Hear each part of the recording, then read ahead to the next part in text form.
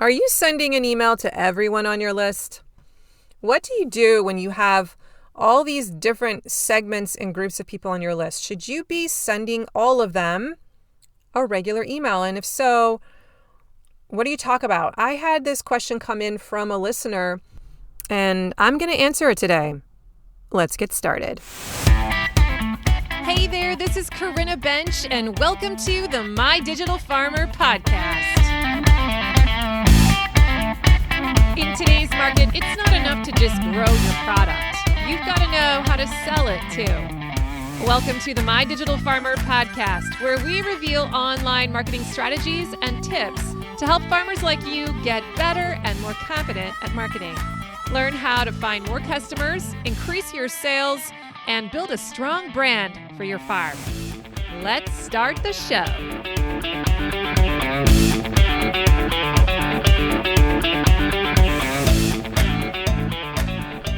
Well, welcome to episode 267 of the My Digital Farmer podcast. I'm your host, Corinna Bench, one of the farmers at Shared Legacy Farms out in Elmore, Ohio. I'm also the founder of MyDigitalFarmer.com, which is all about trying to help other farmers like you get more confident in your marketing and sales strategy so that you can grow a profitable farm business. Can I get an amen? How's everyone doing today? Happy June. How is it June already? Big shout out to all of my regular listeners. Welcome back to the show. And if you're new to the podcast, I am so glad you're here today. I hope you get some value out of it. Make sure that you subscribe to the show.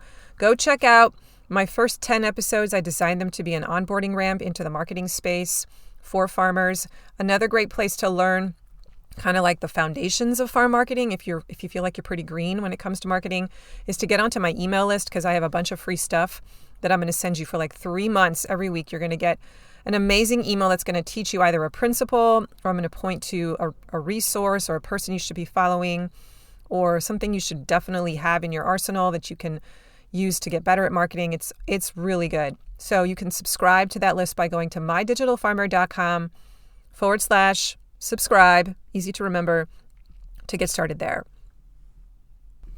Today's podcast is sponsored by my friends at LocalLine, which is our e-commerce platform of choice.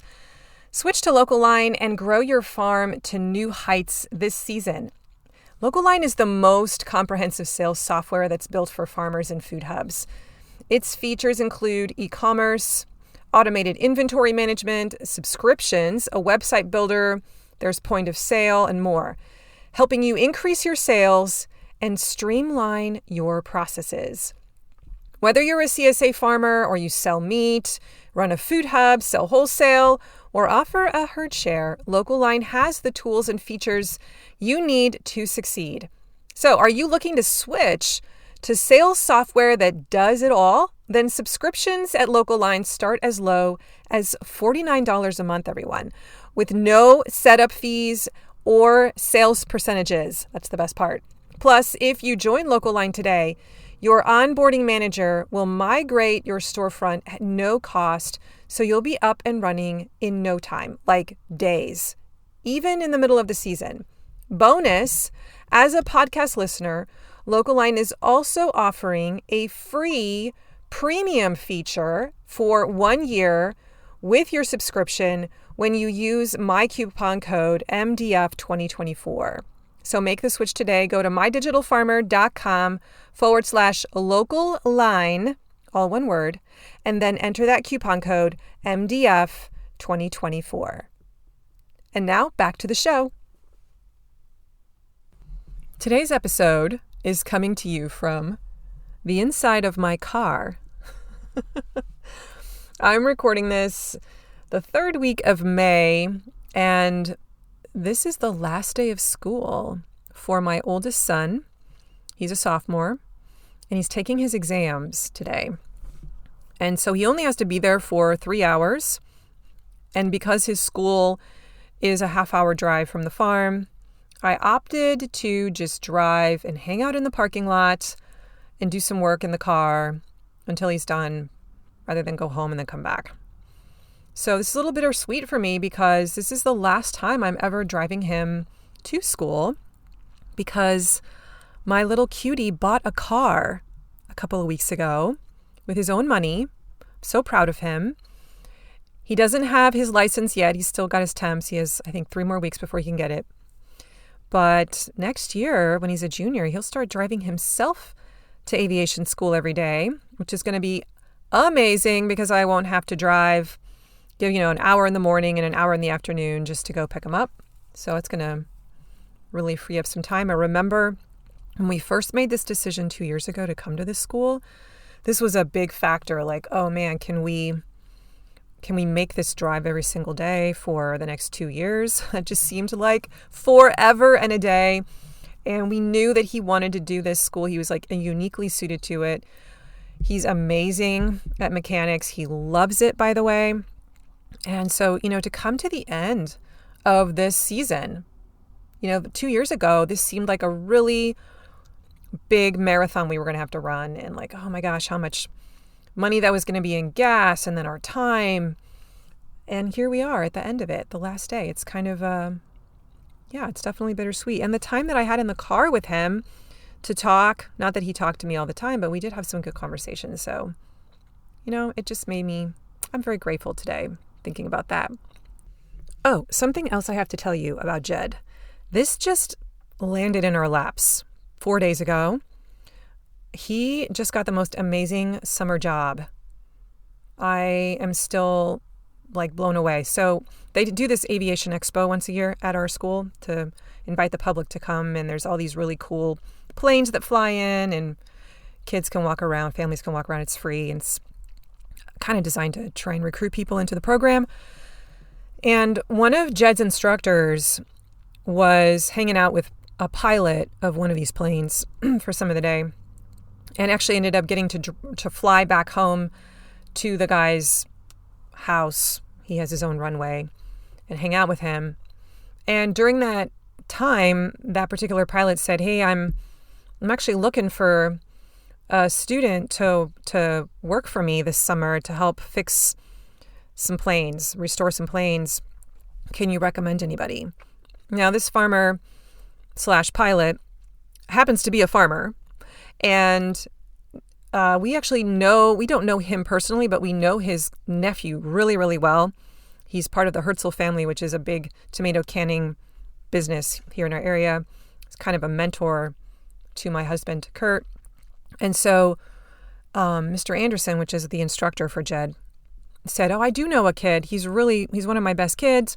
He's a farmer's son, a farm kid, and I think he would really click well, and he's really good, and he's fairly close to where you're at." So told Jed about it. And to my surprise, Jed, who's not especially good with phone skills, got on the phone, called this guy cold, and said, "Hey, I'd love to work for you."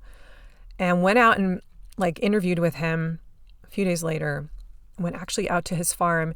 And this guy has 7 planes. They're all the same kind. And I wish I could tell you which one they are, but it's some kind of World War II Navy trainer plane. And he's just got a warehouse full of parts that he goes around and collects them from different farms, just different pieces. Anyway, they're going to be building these planes this summer. And it's this older guy, I think he's maybe 80, 75, 80, and just so knowledgeable, used to own the Herzl canning business. So really smart guy. I can't believe it. Anyway, he's going to be working on planes 30, 40 hours a week all summer long. And what he's going to learn, I can't even wait. So I was just super excited about that. I don't know if you care, but sometimes I think it's fun to share little personal tidbits that are going on. I actually get a decent number of emails from listeners of the podcast who are aviators or pilots or wives of pilots or partners of pilots, and who have reached out and just kind of share their excitement over my son's excitement about aviation. So thank you for doing that. I kind of feel like we're one big community and that you're rooting for my son. It's so cool. And maybe you'll find that story kind of interesting. I feel like he is well launched and that he is being set up for success. I can't wait to see what happens. Today's podcast is sponsored by Farm Marketing School. This is my monthly membership where farmers can come in and build marketing assets one at a time in special 30-day build projects that I've created for you. Right now, there are like 8 projects inside of Farm Marketing School, and every month a new one gets added. And you basically subscribe for 30 days, or you can stay in for a couple months or 3 months. You can stay in the whole year. But what you're doing is you go inside and you decide, this is the project that I want to work on.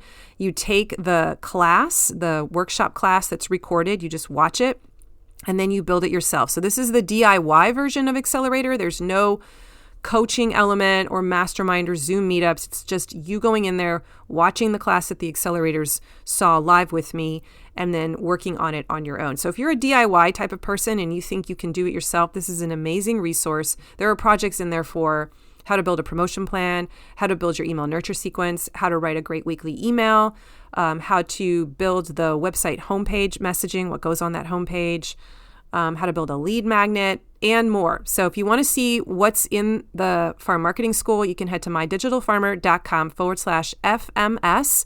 And I encourage you to subscribe for 1 month. Check it out. I have a whole onboarding, like a crash course in marketing that I encourage you to take in your first week. There's an assessment inside of there that's going to help you know which elements you should build first. It's so good, and I would love it if you would give it a shot for a month. Let me know what you think, and if you decide you like it, you can stay in there for several months in the off season and get a ton of your marketing stuff done. Okay, let's move on to the show today. Gosh, we're in like minute 11, and I haven't even started. Here we go. Today's episode is actually going to be a new thing that I'm trying. It's called Ask Me Anything. And I occasionally get emails from farmers who ask me good questions and for advice, like what do I do in this situation? And today I thought I would read one of these emails to you and that I would answer the question in an episode. I did scratch down a few notes, but this is not as scripted as my usual podcast. So we're just going to go with it. I'm kind of in this season of my life right now where I'm trying to be more in the moment and not so over prepared. It is a practice, but it's working. So this email comes from Jodi Brown. I'm going to read you most of the email. It's a really good question, and then I will spend the rest of the podcast answering it. Okay, this is Jodi Brown from Brown Family Farm. She says, "Good morning, Corinna. I had a crazy idea to send you an email this morning as I'm working through some issues with my email groups. My question pertains to my email lists. I've got several lists. One for all of our CSA members. These are the folks who have bought and paid for our 2024 CSA. And then I've got a group of people from last season who signed up for my wait list. First dibs on the 2024 CSA when they're open to the public, but they haven't signed up yet. And then I've got contacts from previous years, cold clients. At the end of every CSA season, I'm basically starting my email list fresh. I don't keep people from 2023 on my email group for this spring to get updates on our farm or greenhouse or new hoop house, etc., because they didn't join us this season. They don't care about the new squash variety we're trying or our heirloom tomatoes. So the only people who get my weekly emails about our CSA/farm are our current year CSA members and a handful of our Forever Farm Friends list, meaning they might not be buying, but they requested to get every single email I sent. So what do I do with all of those emails from 2023, the ones who didn't join? I feel like I should really be utilizing those emails more, but I don't know how to keep it all straight. I feel like I need 10 calendars for email marketing, and it's hard to keep everything straight. Amen, sister. Which brings me to my next question. How many email lists do you have? I'm curious if I'm doing this right. I have 2 groups I send to currently. The folks who already signed up for 2024, getting farm updates about the spring, and the group of folks who haven't signed up yet, but they put themselves on our wait list, so they're getting the marketing emails about our CSA and what we can do for them, and we're hoping they will sign up for the summer. So do I start marketing to the third group? The third group is the group that didn't come back from last season or contacted me at one point through the website. And for some reason, I've always felt like, well, that's okay if they didn't sign up But this year is the first year in the last 3 years that we haven't sold out early. So this leaves me stumped and looking for more members before the season starts. I'm sure you have had this conversation before, and I was hoping if you could do a podcast that touches on this. All right, Jodi, this is a great question. There's so much good stuff in here, and I underlined, if you could look at the printout here, you'd see that I underlined some sentences in your email because I want to challenge the assumptions that you're making with some of these statements in today's episode. So here we go. First of all, I just want to say it's great that you are keeping track of who's who. It sounds like you are tagging your members in your email provider. So no matter what email service provider you use, I use ConvertKit and I really love it. I also like ActiveCampaign. I recommend that one. Drip is another good one.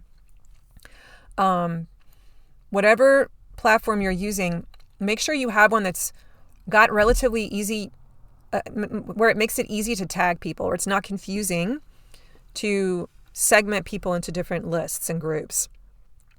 I don't love MailChimp.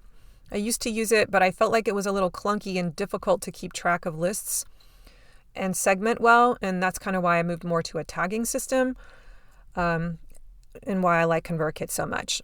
So I first of all just wanted to say kudos for tagging. And that's kind of the first general principle I want to bring up here is if you want to be able to send multiple emails to different kinds of groups or pull people out and not send them this version of an email, but send them a slightly different one, then you've got to be able to segment them. So as you're uploading people into your email provider, whether you do it as one giant list every week or two, or if you're sending them in there one at a time, or if you've got an automation set up, make sure that you've got some way of tagging them so that you know this was a CSA member 2024. This was a CSA member 2023. Okay, that's really brilliant.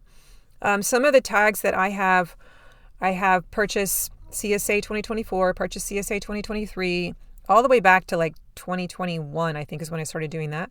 I have CSA non-renew as a tag if they told me they're not going to come back. I have purchase from the online store. I have interest in the online store. I have CSA lead, right? So I have different tags that help me know what they're interested in, what they've already accomplished. And some of my people have lots of tags so that I can see the whole journey. And I will sometimes tell my email provider to remove certain tags once other tags get added. So if they have the tag CSA lead and they end up buying the CSA, then I say remove CSA lead and add the tag purchase CSA 2024, right? Because I don't want to be sending them marketing emails about CSA if they're no longer a lead. Okay, so first of all, make sure you're tagging, and it sounds like you are. The second thing that I wanted to bring up here is that everyone on your email list, in my opinion, has value. And none of them should really be discounted. They're all in a different place in their journey with you. Some of them are still coming onto the on-ramp, right? Some of them are on the highway and they're regular buyers. Some of them might be going on the exit ramp and might be taking a break at a rest stop for a while and then coming back on. Some of them might be taking an exit forever and never coming back on. Okay, those are all possibilities.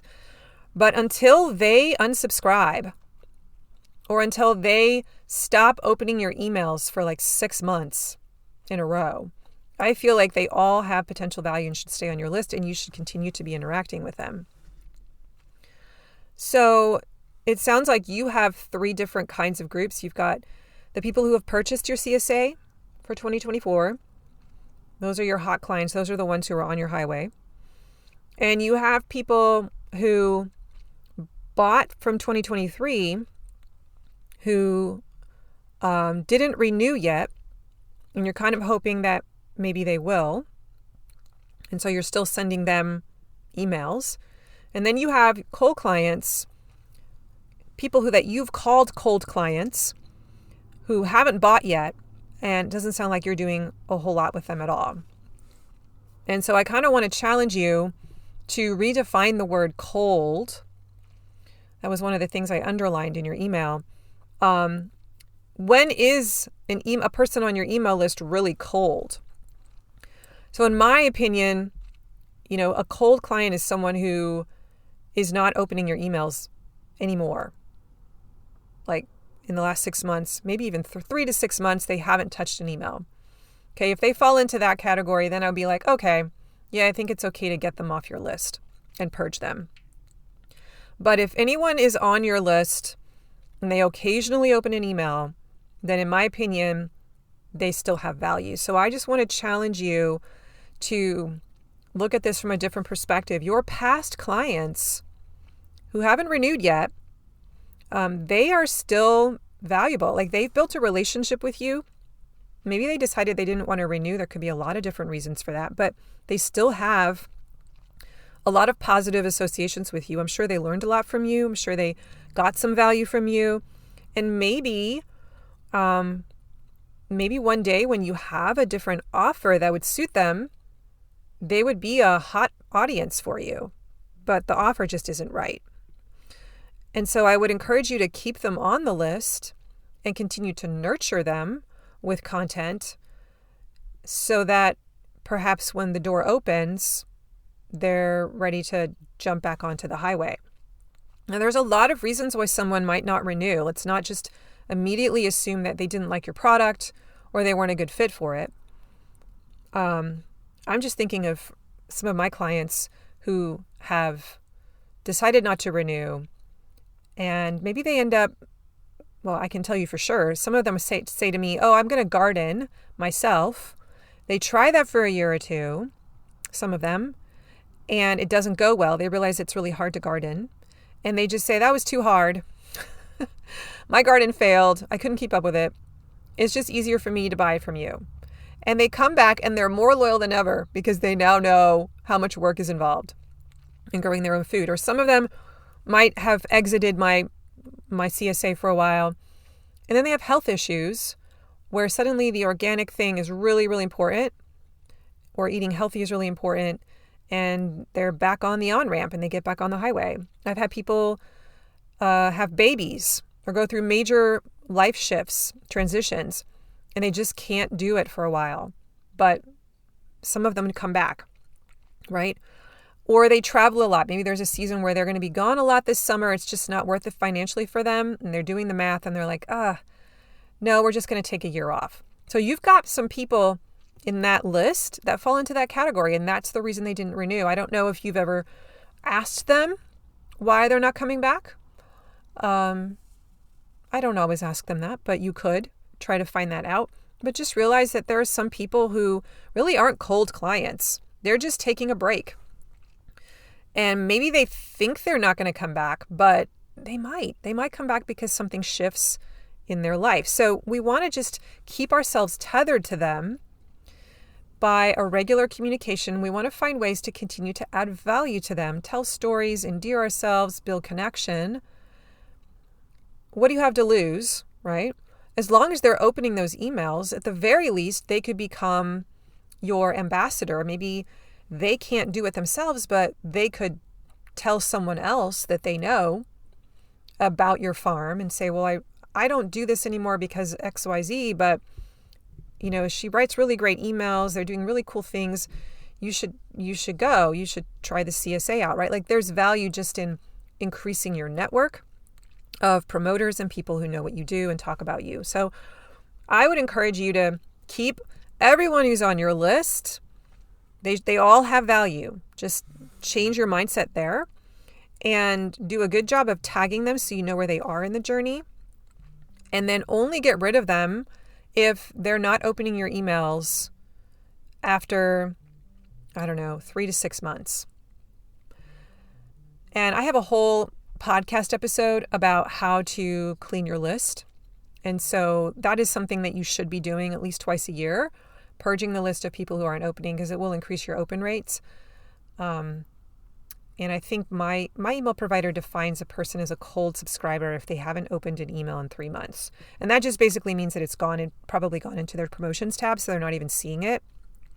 So in my mind, I'm like, well, if they're not even seeing my stuff, then They are just bogging my list down. If they find out that they miss me, they'll come find me again and subscribe. So, okay. I also wanted to just bring up here, could you create a different offer that would benefit some of these clients that no longer want to do the CSA? And I couldn't really tell from your email what other offers you have or other products you have. This is actually one of the reasons that we created our online store as a custom order. So it used to be you could just buy our CSA and that was it. And then we created this online store and we only let our CSA members buy from it as kind of adding things on. We would build these little special store bags and, deliver that along with their box, their pre-packed box. And then a couple of years ago, we decided to just open it up to the public and let them know, hey, if you don't have to be in our CSA, you can just buy from our store too, a la carte every week, custom order. And we have some customers that's all they do.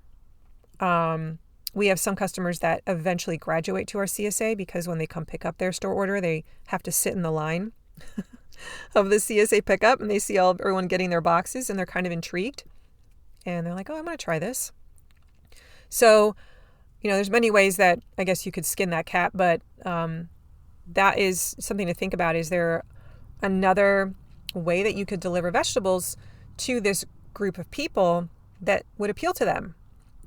And then you wouldn't feel like, well, I only have this one offer that they apparently don't want right now. Is there another thing that you sell at some point? Maybe you do farm dinners and you want to make sure everyone on your list knows about that when it happens, right? So in that respect, everyone has value because they might take the farm dinner offer, right? Maybe you sell canning tomatoes and that's an offer you can place in front of the entire list. So just ask yourself, are there things that I sell that would be attractive to more than just a CSA audience? And if not, can I create something? So you asked me, what do I do with that 2023 email list? And what do I do with the people who haven't bought yet, the quote unquote cold clients you're calling them? So my answer to that is that you should be sending them an email every week. In the main season. In the off season, I don't think you need to be sending that particular group an email every single week.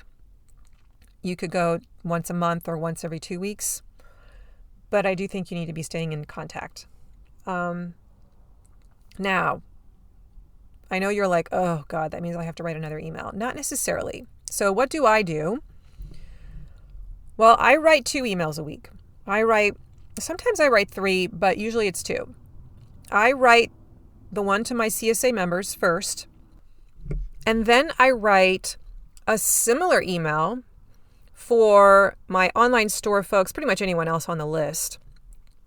They get a very similar email, but I take out the stuff that doesn't really apply to them that's CSA related. And that might take me an extra 10 minutes because all I do is duplicate the first one, cut out the stuff, doctor it up a little bit, and send it. So it's not a whole lot of extra time. And the way that I kind of structure the emails, if it's in the main season, I write it more in like sections. So I'll have the top section will be either a story, a very quick story with a quick lesson, or maybe it's a feature item of the week or something cool that's happening on the farm that I want to just highlight. And then I have another section with a different kind of headline that says, okay, here's what's in your box this week. And it has the links to the different resources, the recipes. And I usually have a customer photo of the week section. And I have an announcements section. And then I have what's in the online store section with a call to action button at the bottom to go buy more things.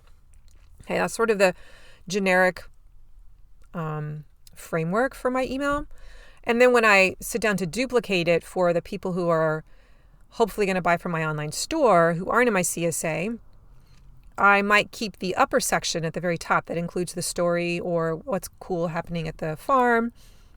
And maybe there's an announcement section But usually it's just I jump right to what's in the online store and the call to action button to go buy. So do you see that works really well for me because I have a second offer. I have something else that I could get people to buy that fits that audience. And I don't know, Jodi, if you have that, but that's why I'm encouraging you to think about, is there something else you could sell every week, even if there isn't a lot, that would just give you an excuse to be able to reach out to them on a weekly basis. Now, in the off season, I don't know. I still do try to email my CSA members. It doesn't happen every single week. It's usually every week, but at least every 2 weeks. And I think the same is for those who are not your crazy buyers who are buying a lot. You can dial that back a little bit to every 2 weeks. But if you have an offer every week, then you should be emailing every week.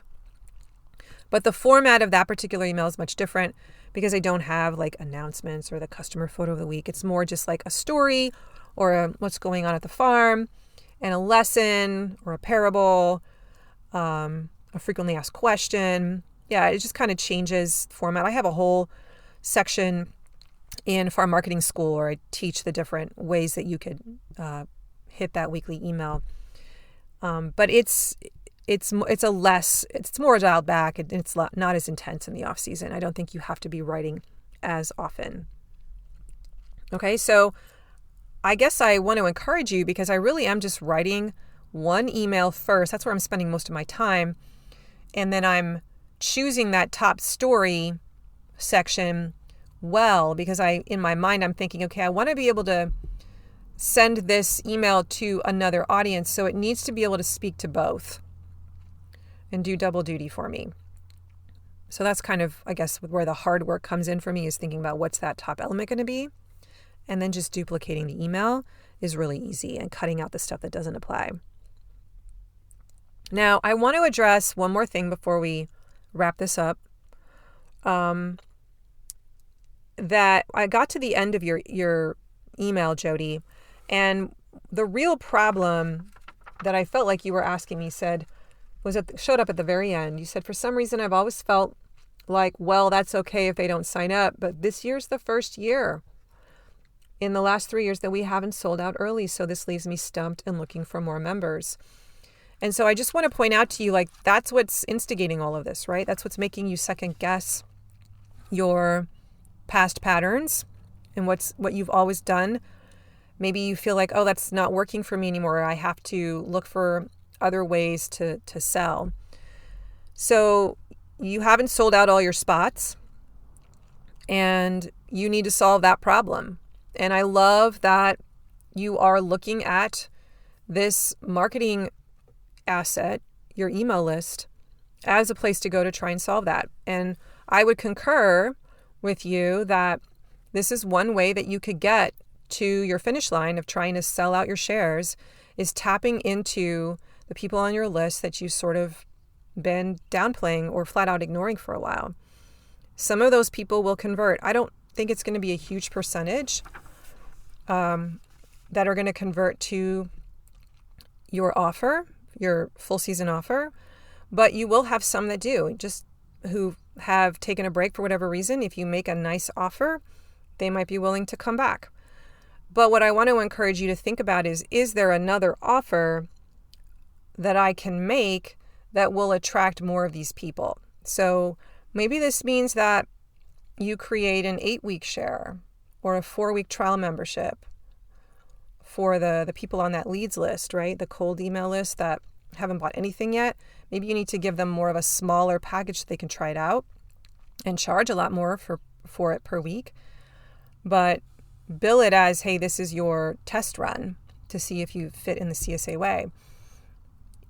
You could make different, like you could do an 8-week package. You could create an online store type thing like we do, where they can dabble in your produce and see if they even like it to begin with, and then on-ramp them onto your highway through that gateway. So I want to challenge you to think about that. That might feel like a lot of work, extra work, and you're like, ugh, I don't want to do that. That's totally your call. But just look at it as a pilot project. You can put a box around that project. You can put limits around it. It doesn't have to be full scale. You could be like, well, I'm just going to do this for 10 clients this year just to see how it goes. Or I'm going to just do this for this amount of product and we'll just see how it goes. Or I'm just going to do this for 3 months and we're going to see how it goes, right? My coach is always telling me to turn things into pilot projects because it takes a lot of pressure off and just test run it. So that's the real problem, is you've got to figure out, how do I sell more? That's what instigated this question to me. And the answer is yes, I do think you could be tapping into this email asset more. And the secret is making sure they're well tagged, making sure that you are regularly reaching out to them and you're creating an ongoing connection so that when you do have something to pitch, it doesn't feel like you're pitching all the time, but you've been adding value to them in other ways throughout the life of the relationship. And I think it also means being willing to play around with different offers so that you can give them things that they're actually wanting, that they need in this season of their life. All right, Jodi, I hope that was a helpful answer to your question, but not just Jodi. I know there's a lot of other people out there who needed to hear that today, who've been wondering, how do you talk to all of these people who are on your email list? Listen, it's important that you do. Otherwise, they fall into the black hole. If you get these people on your email list and then you never talk to them except when you want to pitch them stuff, that's not going to work. They're going to unsub so fast, right? We need to connect with them, tell stories, tell things about our farm, build relationship, build empathy. And the only way you can do that is with regular communication. So this is a skill that you have to learn, but you also have to practice. And it is hard at first getting into the rhythm, but once you've done it a while, it does get easier. And I love that you're tagging Jodi. Please, everyone, keep track of who the different people are. How do they come into your email list? Through what lead magnet? Like, how does that lead magnet tag them?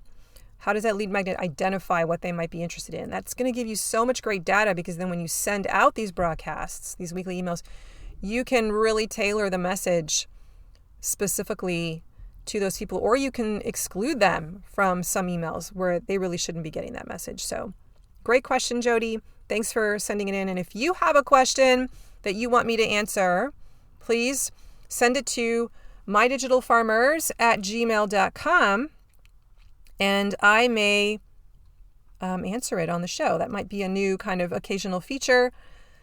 I'm looking for new creative ways to jazz up the content on the show, and I love it when it's inspired by a farmer. Okay, I need to wrap it up. My voice is starting to go, and my son is going to be done soon. So have an awesome week.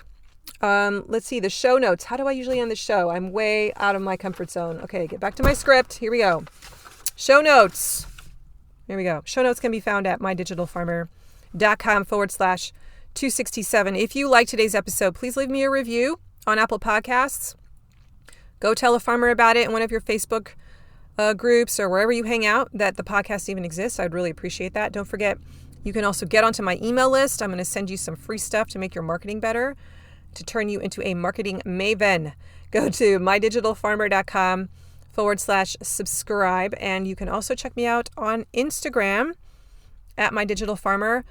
In the stories especially, I love to just share my random thoughts as I'm going through the day. That's where you'll find me. And if you have an idea for a show, a question you want me to answer, send it to mydigitalfarmers@gmail.com. I'd love to hear from you. Hey, have an awesome week, an awesome June. I will talk to you next week. And don't forget, I believe in you. Have a good one.